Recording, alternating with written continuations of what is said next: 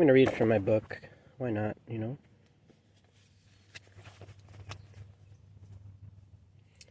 This ain't no Greenwich Village. But whatever, you know? Martha let it fall like an arm left to hang by gravity at a natural angle. Let it dry like a shirt on a line in the wind. Let it spoil and display it captured in a mason jar. You both get up and sleep. It can't be told which. We could come from clay, we could come from hovering glass. Consider that the crows are building houses. You emerge from one such house at sunrise, say, and encounter 3 apple-eater white-tailed bucks standing at the top of the hill across the dewy field in the autumn morning light, their breath visible. One of the bucks emits blue light, the other green light, the third white light. The blue light buck leads you to the river, wading into the water. There is no solace. The light fades and the buck bounds away. The green light buck leads you to the forest, kneeling beside the trees. There is no solace. The light fades and the buck bounds away. The white light buck leads you into an abysmal ravine, at the bottom of which is a cave of impenetrable darkness, which appears to consume the white light as the buck enters beckoningly. You enter after it, seeing nothing, hearing your heart pound in your skull. After several paces, a pinhole of light manifests up ahead, and you commit to follow it. Eventually, with less commitment than unconscious hypnotism, you walk onward, inward, toward the light in the unfathomable darkness of the cave in this abysmal ravine, and entertain the uncertain sense that the light will expand rather than extinguish. The light does expand, and the form of the white light buck gradually clarifies in the distance. Its light is too weak still to shine further than a foot from its body. It is kneeling and lays down, you can discern. You continue to approach. You sit on cold rocks behind it, contemplating the light of its antlers in particular. Suddenly 2 faces shift terrifyingly into view on either side of the antlers, each half concealed by what seem to be dark shrouds. Enough is visible to discern that the face to the left of the antlers is a very old man with deep wrinkles and a wild gray beard, and the face to the right is a very young child with smooth skin. The old man begins to weep gently. The child speaks then in a muted, raspy tone, as if parched with thirst. We tell ourselves children weep due to ignorance or confusion. If they could only see things properly, with proper scope, we tell ourselves they could weather the storm with stoic grace. Their disappointment, however, is the only disappointment, our own, as deep and as valid. The old man's weeping continues. But what if it weren't so? Asked the child, extending their hand, from which flows a hovering luminescent rivulet the width of their fingers. The rivulet wraps around the buck and nears your face, where it stops and pools and shimmers intensely, feeding infinitely into itself. Enthralled by the shimmering luminescence of the pool and the utter darkness of the cave, you gaze into this imponderable turbulence. From the unknowable depth of the water emerges a tiny object, inscrutable as it ascends, but when held up from the surface by the light of the buck, it's revealed to be a single lentil. The child whispers now, more sternly, repeating, "What if it weren't so?" Held closely enough and in the right light, the lentil is revealed to have incredibly small writing on it. The surface of the pool begins to freeze as you squint in vain, trying to read this preposterously small print. As it freezes, the pool surface reaches out over the held lentil and becomes a magnifying glass. Under this magnification, the writing is legible, reading, "Consciousness is contradiction. Madness is coping, refusal, an attempt to reach back to pre-consciousness, beyond consciousness, or else is an acceptance of the worse horror of clear seeing. Either way, rejoice, for thou art mad." "I am not," you will protest, hushed and to yourself. The sound of the old man's weeping will have transformed imperceptibly by then, though, into the slime sounds of squirming eels, which you will look up to see suddenly. Where the old man's face had been, there now issues a wretched stream of eels from within the shroud, as if tightly packed within and being vomited forth by pressure. These eels wriggle mid-air, making their way to the child's pooling rivulet before your face. They become a dark changing smear in the luminescent water.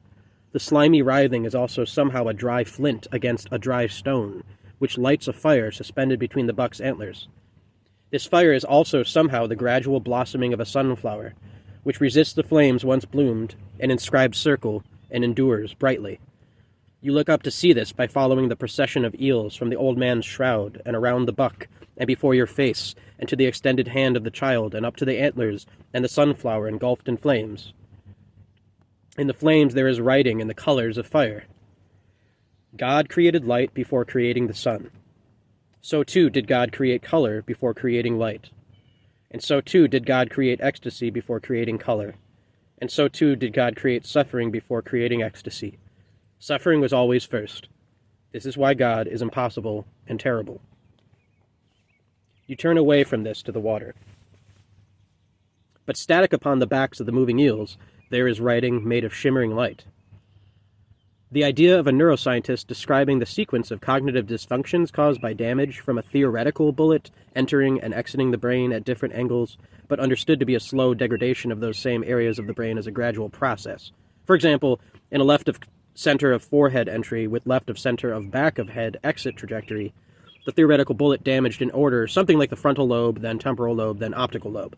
What would be the slow process of neurologically localized material damage, say a volume removal equivalent in size to the theoretical tube formed by the diameter of the theoretical bullet, to the frontal, then temporal, then optical lobe? And what about other lines of dissection? All such sequences of regions?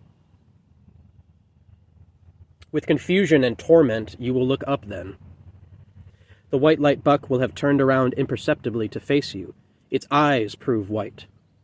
Its tongue protrudes, proves white. On the tongue is writing, over which the frozen pool surface extends for magnification, reading, "Why not kill yourself now, rather than die in an unpredictable and possibly, likely, certainly, horrifying manner later?" The only logical answer would have to be, that the later death is better. That it's better to suffer longer because the death is better. Suspended gratification. The death would have to be more of what death would have to be, for anything to be, redemptive. The only remaining questions, is it? If so, why? What if it's worse? The rivulet with its eels then thaws and recedes. Standing taller than you sitting, the buck approaches with its luminous head above yours.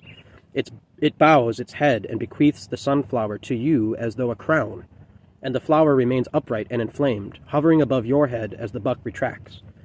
The nearness of the buck's light is painfully blinding, and you close your eyes, sensing the gradual retreat of the buck according to diminishing visual pain. When you open your eyes, the buck has disappeared. The old man's partially shrouded face has returned, though, beside the partially shrouded child, now visible together by the light of your flower crown only. The child speaks, though with a startlingly full volume, is still undeveloped voice now. "You remember that day? Your father and the boy, and the fish tank?" "Of course not. You wouldn't be born for another 20 years or so, eh? But you remember the story, no doubt. We were there, the old man and me. We saw it all. Your father, then around 15, had been in a morning English class where the requirements of an upcoming book report were being reviewed uninspiringly at the blackboard. Flittering mid-October leaf colors in the oak trees across from the faculty parking lot caught your father's eye from his desk beside the window. He decided he'd get with his friend Dave in the halls after this class and coordinate skipping the rest of the day to smoke a joint back in Dave's bedroom before his parents got home from work and the smell had time to dissipate, and then take a stroll in the woods after. He found Dave, who explained he needed to stay for an exam in another class, but that your father was welcome to skip and sneak in at his house through the back door, that there were 3 joints left in his dresser hidden between the binding and dust jacket of Darwin's Origin of the Species. Your father took him up on the offer. When he first arrived at Dave's house, he entered very cautiously, listening for any sign that his parents had come home early for some reason. When he heard none, he entered and relaxed somewhat when he made it to the relative safety of Dave's room and closed the door. The carpet was brown-orange shag, and there was a blue cheer poster above the dresser. Your father found the book and coaxed one of the 3 joints out and opened the window. Since there was no chair in the room, he knelt beside the windowsill, first bending low to avoid the wind for the lighter. Then once the joint was lit, he rested his elbows upon the sill to inhale the first hit. Trees were visible across the overgrown clearing in the backyard beyond the room. Your father relished the kick-in, that swoon and sparkling is-ness of the first stoned wave of seeing. New every time, yet a changeless mode at once. He smoked the joint slowly, drawing deeper hits early, then shallower. He opened the screen finally and stubbed out the roach inconspicuously against the underside of the siding around the outside of the window, and stored it in his shirt pocket for later. His clip was at home. Trees, he thought. The way they sway in the wind, he thought. How old is the wind? Older than trees. Older than humans. Older than life. How old will I be when I die, he thought. How will I die? How old is old enough to die? How old is too old? What would my English teacher say if she saw me smoking pot now, he thought. She would think I hate God, because she is stupid. My mother is disappointed in me. I cannot be who my mother wants me to be. I must be myself. Always myself. Fonda and Easy Rider. I've never wanted to be anybody else, he thought. I wonder if Sally thinks about me after school, ever. If I could play my music for her, maybe she would understand more and see me in a new light. If I explore my music, I can access ancient truths. Beauty should be big, bold, loud. I want to live for beauty, he thought. My father is dead, he thought. Was he proud of me? Did he ever know me? What was I to him? Do I want children? Should I have children? What kind of children would Sally and I produce? What would it feel like to be inside Sally? Would she look me in the eyes? My mother is disappointed in me, he thought. Should I be skipping school? What if I could gather the forces of nature in my arms like a blanket and spread a soul song across the universe? Are we really all connected? God will reveal everything, he thought. The school, the church, the state, I don't need any of these. We don't need any of these. Freedom, he thought. Freedom, he said in his mind repeatedly in between breaths for a minute. I want to live free. What will become of me, he thought. I don't care, as long as I'm free. As long as I'm bold within. Bold like the trees in the wind that produce overwhelming sound, like the birds in the wind. I'm going to die. That means I'm alive. It is good to be alive, he thought. God will guide my life. I thank God for marijuana, he thought, and closed his eyes to slowly and deeply inhale the cool wind and receive it on his face. Just then he heard a slight thud and rattle noise from the living room, and his heart leapt into his throat. He listened for further noise, but heard none. He heard faint mumbling eventually and recognized the voice of Dave's younger brother, Billy. Your father's anxiety lessened slightly, concluding that Dave's parents were likely not home then, that Billy must be alone. Had he been home the whole time? Also, when did he start skipping class? That wasn't like him.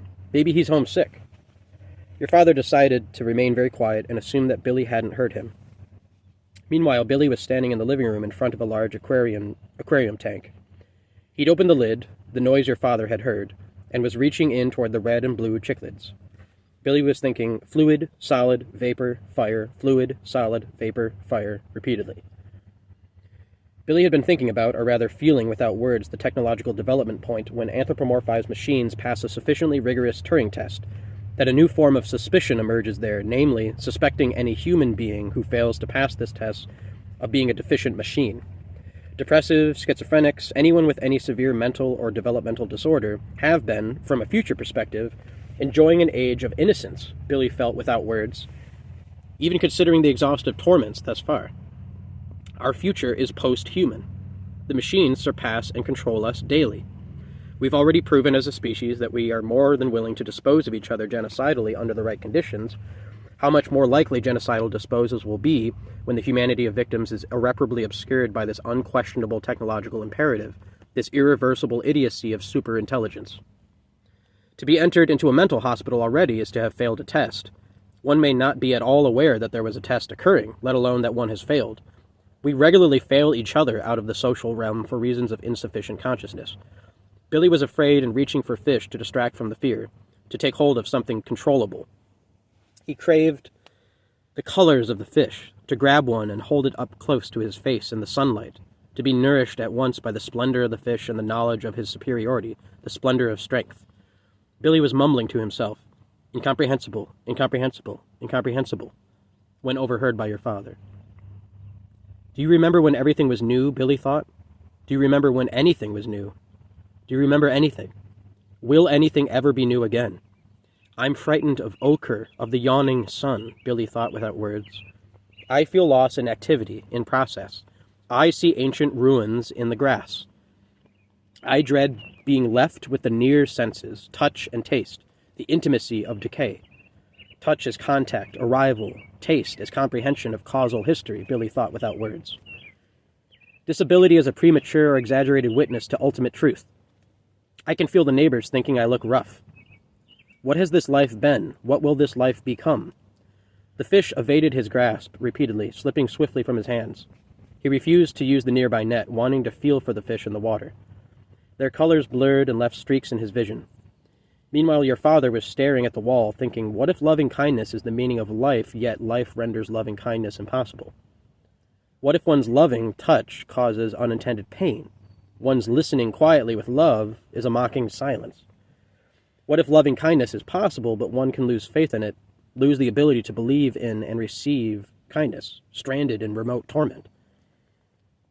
Suddenly your father heard a crashing sound and horrific screaming coming from the living room. He rushed out to find the aquarium glass had shattered, the fish were flopping on the wet carpet, and Billy was clutching his arm, which was gushing a terrifying amount of blood. Your father felt panic in his chest, but managed to focus his mind on the immediacy of Billy's situation. He ran to the kitchen and found a towel hanging from the oven handle. He opened drawers, frantically looking for some tape, finding none. In desperation, he took off his Chuck Taylors and removed the shoestrings. He returned to Billy, whose eyes were wild with shock, saying, "It's all right. It'll be all right. Don't worry," and bound the towel tightly around his arm. He then phoned 911, explained there had been an accident. Dave and Billy's mother later embraced your father, offering thanks beside herself, saying Billy would have died if he hadn't been there. "He's always reaching into that damn tank." The question of why your father had been there in the first place was never brought up. He was convinced the hand of God had saved Billy's life for some greater purpose, emboldening his rebellion against his own mother's idea that he was lost on the path to perdition. 7 years later, your father was reading a newspaper at a diner over breakfast. He recognized the name in one of the stories. Evidently, Billy had been brutally murdered by gang members. His decapitated head had been found in the Detroit River. His body was still missing. The implication was that he owed them a debt, but the exact motive was unknown. They'd included a high school yearbook photo in the article, apparently the only available. Your father felt sick, unable to eat, and lowered the newspaper to stare blankly over the empty diner booths at the wall. The waitress returned to the table meanwhile, a young woman in an apron with the name tag Vicky. She said to your father in a gentle voice, "A wakeful dog is more intelligent than a sleeping man." Your father continued staring, unaware of her. The waitress leaned in slightly and said with tender concern, "How did it feel?" This managed to startle your father out of his morbid reverie, and he turned to her. "How did what feel?" "Dying," she said. Your father stared now at the waitress's concerned face, dumb with confused horror. "It smelled like apples," an old man sitting alone at an adjacent booth said suddenly to no one in particular. This too managed to startle your father, and he addressed the man. "What did?" "Dying," said the man. "It smelled like apples, is how it felt. The most wondrous recollection of fresh apples, as if warmed, baked, and a touch of cinnamon, is how it felt. the blossoming of warmed cinnamon, and it felt like a farm my sister and I visited as children. Belonged to a family friend, I believe. It smelled like the sheets they'd prepared for us in the guest bedroom upstairs with the creaky wooden floorboards, and it felt like the autumn sun through the window, the pale blue curtains drawn. Your father stared at the man in amazement, silent. Finally, the old man turned toward your father and said matter-of-factly, "Your daughter was there." "My what?" your father stammered. "Your daughter," the old man said calmly. "She had come to the farm to rest herself. She took me aside at the entrance gate when she saw me, though I had no idea who she was. The sky was cloudless, the sun rich and full. She said I'd know you when I saw you. She gave me this to give you." He reached inside his coat and retrieved a folded piece of pink construction paper, holding it out for your father. Your father again stared, bewildered for some time before deciding to get up from the booth. Trembling, he made his way to the man and took the pink paper. He unfolded it where he stood and gasped slightly upon seeing what he clearly remembered to be a kindergarten crayon drawing of your sister's, an elephant beside a tree. Having no clear understanding of who your sister was and is, though, he wept at this impossible memory, unable at first to read the handwritten note in the lower half of the drawing. The cursive lettering was disciplined, adult. It read, "Dad, firstly, I know this will be confusing. I love you. Don't worry. You wanted me to stay a child. I couldn't. You were not prepared for who I am as an adult. I wasn't either. I couldn't stay. I had to keep moving. I know what you meant about God now. I forgive you.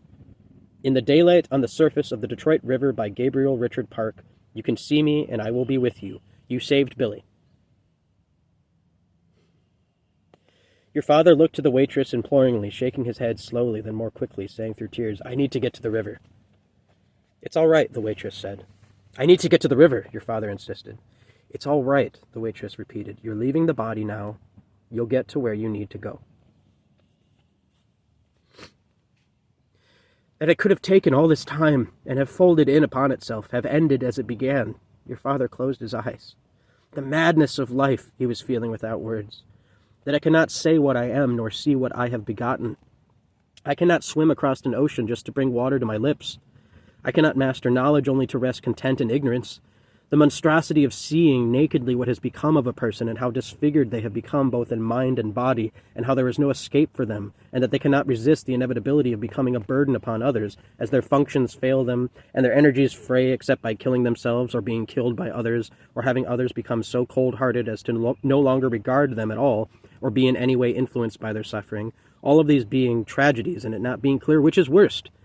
And it not being clear that these aren't solutions so much as anciently determined progressions, stages of worsening set in motion long before this person existed at all, bifurcating streams of a common source, and seeing them see you see this, seeing them see this for themselves through your witness, knowing they can do nothing to censor it, as they have long ago lost that ability, and so are naked before their own torment, and naked before you now, and the usual consolation that we are together, not alone, that we are all one, is now made horrible, as limiting the spread and scope of this horrifying disease is the only remaining thought bearing some color of hope.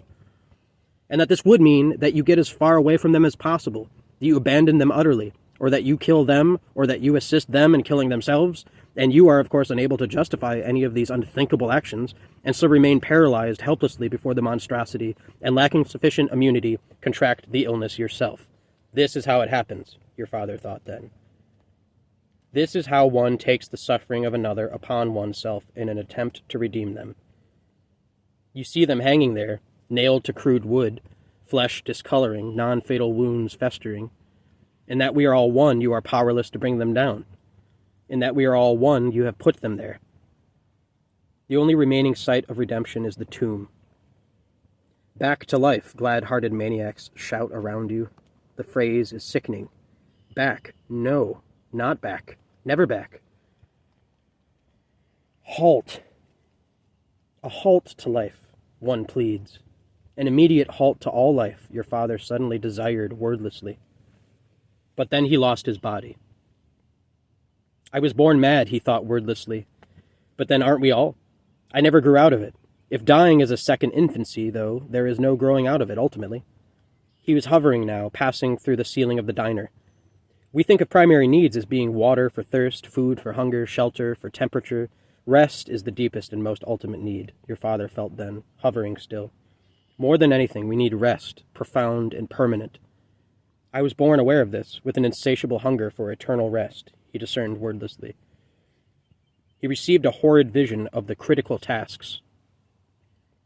The critical tasks. Staring at a ceiling. Staring out a window. Staring at the floor. Staring at a wall. Covering one's face with a pillow until suffocation and or overheating make it unbearable. Sitting with one's eyes open, staring at a ceiling, floor, wall, or out of a window. Sitting with one's eyes closed, staring at a ceiling, floor, wall, or out of a window.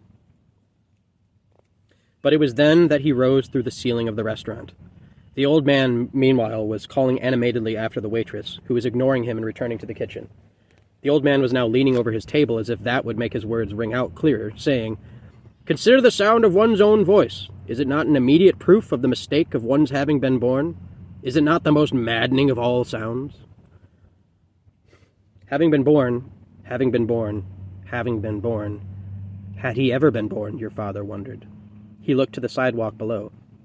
It occurred to him that to see was to be a gaping wound, and to be human was to be a gaping wound staring at ants feasting upon a partially digested grub in a puddle of bird shit on concrete.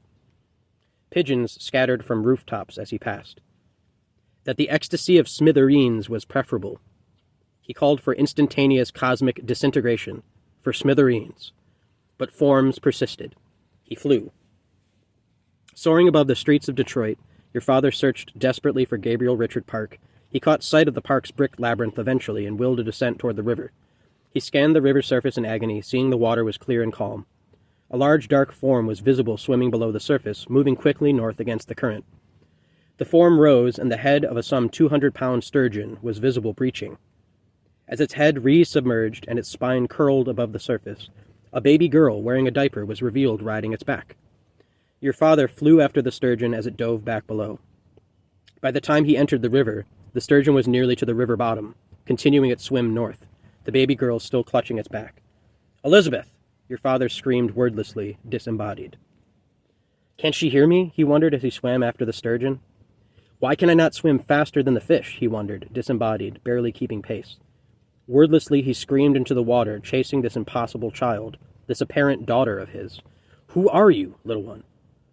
What is best?" Passing Belle Isle, the infant girl had by now become a toddler, still clutching the back of the fish, but now wearing a small, plain, white gown. "Maybe all medicine is poison. Maybe passive ruin is best," your father shouted wordlessly. "But I will reach you. I will protect you. What else is there for me? How could I not have made you? How could I have made you? How can you exist before I've known you? How is it that I know you? What is it that I know? How have I carried it in me unknown all this time? At some point we eclipse, whether ahead or in the forgotten past, I will reach you. I know nothing. I know nothing, yet I will reach you." Passing the war memorial, the toddler girl had by now become a teenager, and her simple gown grew first in length to suit her, then orange tassels grew from the shoulder material, the length of the dress, and after the orange there were red, and after the red there were blue, and finally purple. These fell balletically into an exquisite interlacing geometry, partly fixed, partly flowing in the river current. The young woman turned slightly, revealing a thin white veil over her face. This veil extended the length of the dress, and split at its end into what resembled tentacles flailing as the sturgeon swam on. A school of luminescent golden minnows gathered below your father to encourage him onward. They swam around his disembodied voice in ornate lines, expanding and contracting, an offering of manifest beauty to compel his pursuit. "How is it that I recognize you still? You change, and still I see you," your father screamed wordlessly, scattering the math of the minnows. "I will strive to reach you, but what can be done for you? What can I do in my ignorance to aid you? I know nothing. How is it, then, that I know you?" Your father screamed wordlessly, still barely keeping pace with the fish, a disembodied exhaustion now beginning to overtake him. His pace slowed. The veiled tentacles reached him then to pull him onward, disembodied. Free now of the effort of keeping pace, your father was left to dwell on his thoughts even further. Screaming, wordlessly, disembodied, your father continued, "How are the colors real if they are but a groaning death stretched enough to see? A slowed vibration, when I am myself for countless years, and in now perfect stillness, chasing a sturgeon to unknow my daughter sufficiently to meet her at last, slowed to utter quietude. And am I not screaming? How can any of this be but that I cannot have ever been? How, Elizabeth, are you anything but a rainbow fish geometry? It is as if my flesh were the bone and the bone my flesh. Which holds which and from what? How? How any of this? Passing the Ford house, the young woman had by now become a grown woman, still clutching the back of the sturgeon. Her gown tentacles grew water lilies of cream and gold. The petals fell off slowly, floating amongst the golden minnows before your disembodied father. For the time being there is no thought, your father screamed wordlessly. For the thought being there is no time. For the time thought there is no being. For countless years and in perfect stillness I have lamented the flaming sunflower that weeps honey into your eyes, making it difficult to see. You have to continually wipe away the honey. But you cannot put out the flame of the sunflower, as that would return you to total darkness. This morning I was raised by wolves. I am covered in honey, and I cannot find you, Elizabeth. How can I have never thought of you? How can I have ever thought of who you were to become? Who you were conceived, utterly helpless. How can I not see you as a child? How are you grown when I have no knowledge of your birth? If you could only remain a child, then you would be as I have conceived you, but I have no conception of you. You remain a child, yet a grown woman. You are an impossible sturgeon rider, and I have no body. Passing Lake St. Clair Metro Park, the grown woman had by now become an old woman, still clutching the sturgeon. Her hair had grayed and lengthened beyond even the gown tentacles. Wordlessly, disembodied, attended by golden minnows, your father screamed. Having brought his attention to the beans was best, I said of my own father and his garden. Having brought his attention to the beans was best despite the rage. There are 4 objects. A is ideal but unpredictable and inaccessible. B is less ideal but predictable and inaccessible. C is not ideal but predictable and accessible. D is not ideal, unpredictable, and nearly inescapable. How not ideal is not ideal. The closer we can nudge the summed non-ideality of C to the threshold of positive ideality, the closer we are to an immediate solution. Ease the pain, I said to my own father. Ease the pain, I cried, watching him grieve with his own head in his hands. Sturgeon chasers. The sturgeon is loose on the kitchen floor. There are vultures pecking at the sturgeon at the bottom of the river. The vultures swim like cormorants, and their feathers are water lily petals and golden minnow scales and threads of orange, red, blue, purple, and my daughter's endless sad gray hair. Oh, help me! May it end, this horrid vision! May it all be burned away, and may my eyes burn out of my re-embodied head and all sense behind them. Oh, please, oh, burn, burn, burn! There was then a funeral gathered on the shore of Rudisail Point Park, where a grave had been dug. Beside the grave was Pio and Alyosha and Joseph K. and Falstaff. The flaming sunflower that weeps honey that runs into your eyes, making it difficult to see.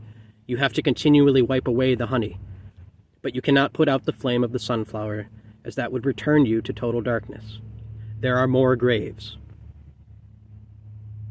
The child and the old man lead you down a dark, rank corridor, lit only by the sunflower past what proved to be 2 seemingly endless opposing rows of 7-Up vending machines. Abruptly, there appears a wooden cabin wall built into the awful stone. The room must be cleaned, the child says, gesturing to the apparent door of the cabin wall. You turn to inspect the door, and the child and the old man are gone in the dark. You open the door. All existence reduces to 3 categories: wilderness, express, recess. What is wilderness? What is express? What is recess? Says a man in a trench coat and fedora standing in the corner of the empty room.